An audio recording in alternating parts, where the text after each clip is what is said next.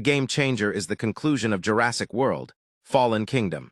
The dinosaur catastrophe franchise has, for the first time, concluded a film on a true cliffhanger, rather than a declaration of the supremacy of the ancient species. And it also portends a drastically different course for Jurassic World 3, after returning to the fictional island of Isla Nublar in Central America to save the surviving dinosaurs from an imminent volcanic explosion.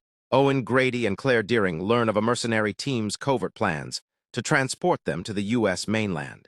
A small mercenary squad travels to the deserted island of Isla Nublar 6 months after the Jurassic World disaster and the death of the Indominus Rex, in order to gather DNA from the dinosaurs' remains in the lagoon.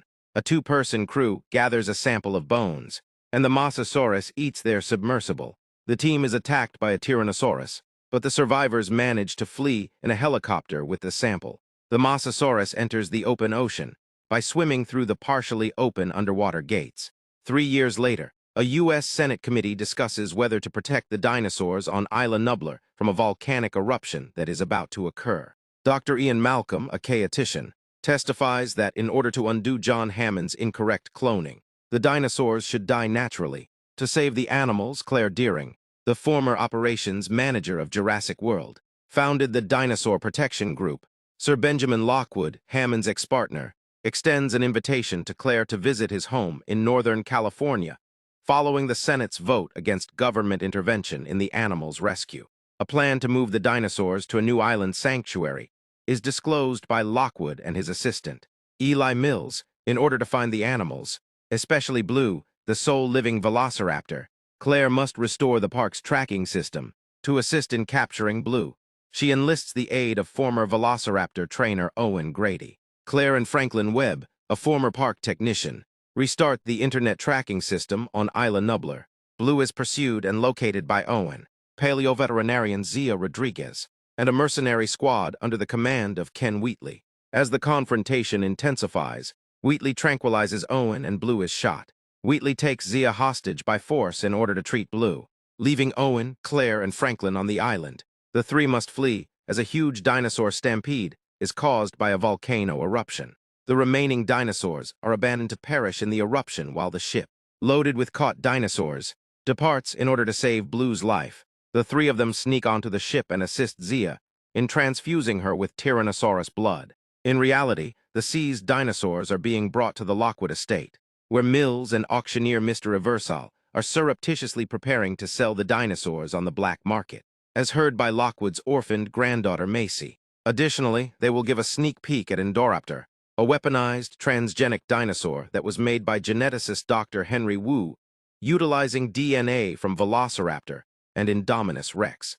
Unaware that Blue's blood is no longer pure, Wu uses her DNA to build an enhanced Indoraptor that obeys orders. Lockwood approaches Mills when Macy tells him about the auction, and Mills uses a pillow to suffocate him to death. Later on, it is revealed that Macy was cloned from Lockwood's deceased daughter, which is why Hammond broke off their relationship. Dinosaurs up for auction are being shipped off right now. Owen and Claire have been captured, but Franklin escapes and releases Zia. A Stygemalloc is provoked by Owen to crack open their jail. 2 meet Macy and discover that, in spite of Wu's denials that it is a prototype, Indoraptor is being sold.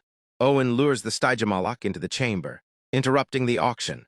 Wheatley calms the Indoraptor during the resulting mayhem in order to remove a tooth as a trophy, but the hybrid pretends to be comatose and murders him, Eversol, and other animals as it flees. After Zia releases Blue, the Indoraptor assaults the mansion while pursuing Owen, Claire, and Macy.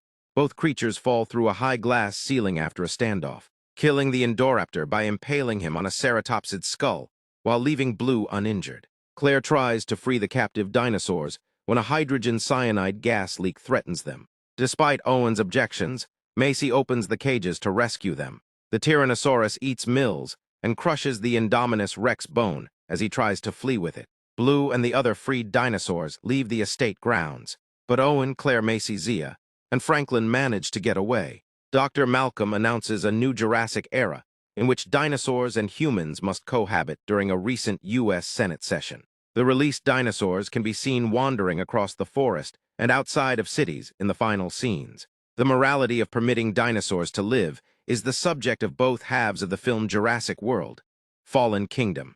The first describes a desperate attempt to preserve dinosaurs from Isla Nublar before a volcanic eruption destroys it.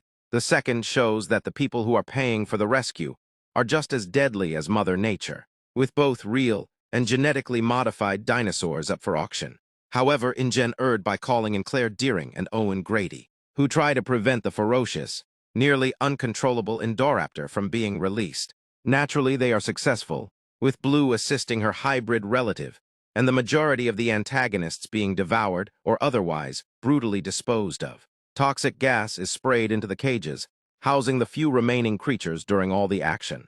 Though without active participation, dinosaurs would still become extinct despite the heroes' best efforts, even though it contradicts what they have been battling for. Owen and Claire reluctantly acknowledge this as the larger natural order. But Macy Lockwood has a different feeling. She is a clone of the daughter of Jurassic Park founder Benjamin Lockwood, and she releases the dinosaurs into the night in Northern California because she believes they are just like her, products of man.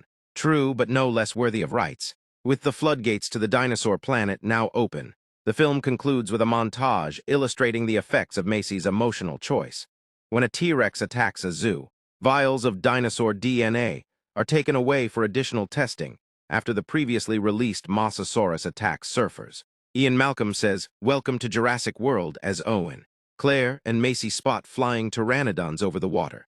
This is further demonstrated in the Jurassic World 2 end credits sequence, which features two pteranodons crossing into Nevada and perched atop the Eiffel Tower in Las Vegas. Although it reinforces the message, it doesn't really offer anything more to what is portrayed in the pre-credits montage.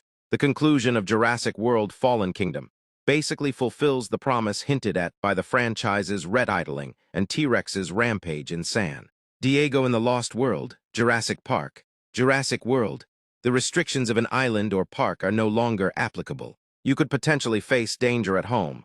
The conclusion of Jurassic World Fallen Kingdom strongly suggests that the dinosaurs are once again a powerful force on Earth as a result of Macy's efforts and the cumulative impact of the scientific experiments. The term Jurassic World alludes to the prehistoric animals' impending takeover of the Earth.